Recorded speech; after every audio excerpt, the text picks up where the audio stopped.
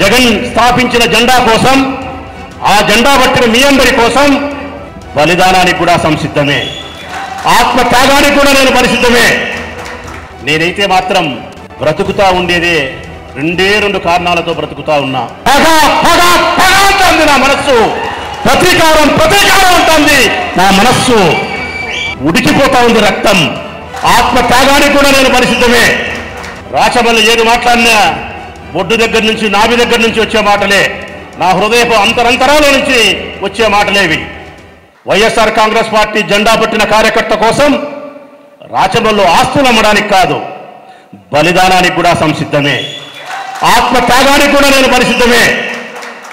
జగన్ స్థాపించిన జెండా కోసం, ఆ జెండా పట్టిన మీ అందరి కోసం నేను, నా కుటుంబం సర్వస్వం పోగొట్టుకునేదానికి సంసిద్ధంగా ఉన్నాం. మిత్రులారా, ఐకమత్యంగా ఉన్నాం, కలిసికట్టుగా పనిచేద్దాం. గతంలో జరిగిన చిన్న పొరపాట్లను మర్చిపోదాం. రాచమల్లు ఏది మాట్లాడినా నేలక మీద మాటలు కాదు, రాచమల్లు ఏది మాట్లాడినా బొడ్డు దగ్గర నుంచి, నాభి దగ్గర నుంచి వచ్చే మాటలే, నా హృదయపు అంతరంతరాల నుంచి వచ్చే మాటలేవి. నేనైతే మాత్రం బ్రతుకుతా ఉండేదే రెండు కారణాలతో బ్రతుకుతా ఉన్నా. రెండు కారణాలే నన్ను బ్రతికిస్తా ఉన్నాయి. ఒకటి, వైఎస్ఆర్ కాంగ్రెస్ పార్టీ కార్యకర్తల యొక్క ప్రేమ కోసం రాచమల్లు బ్రతుకుతా ఉన్నాడు. మరొకటి, ఆ వైఎస్ఆర్ కాంగ్రెస్ పార్టీ కార్యకర్తలను సగౌరవంగా తలెత్తుకొని గర్వంగా నిలబెట్టేదాని కోసం రాచమల్లు బతుకుతా ఉన్నాడు. రెండవది, నన్ను బతికిస్తా ఉండేది ఏమిటో తెలుసునా? ఒకటి, మీ ప్రేమ నన్ను బతికిస్తే, రెండవది నన్ను బతికిచ్చేది ఏమిటో తెలుసునా?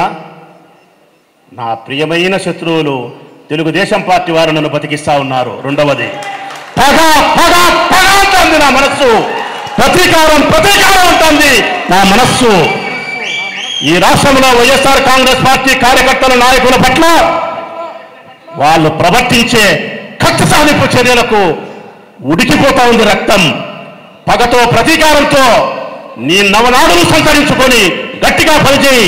వైఎస్ఆర్ కాంగ్రెస్ పార్టీని అధికారంలోకి తీసుకొచ్చేదాని కోసం, నీ నాయకుడు జగన్మోహన్ రెడ్డిని ముఖ్యమంత్రిగా కూర్చోబెట్టేదాని కోసం శ్రమించు. తిరిగి 29లో పగ సాధించని చెప్తా ఉంది నా హృదయం. ప్రేమ బతికిస్తాదని అందరూ అంటారు, కానీ ఈనాటికైతే మాత్రం నన్ను బతికించేది ప్రేమ కంటే పగే నన్ను బతికిస్తా ఉందా? ఇది సత్యం మిత్రులారా.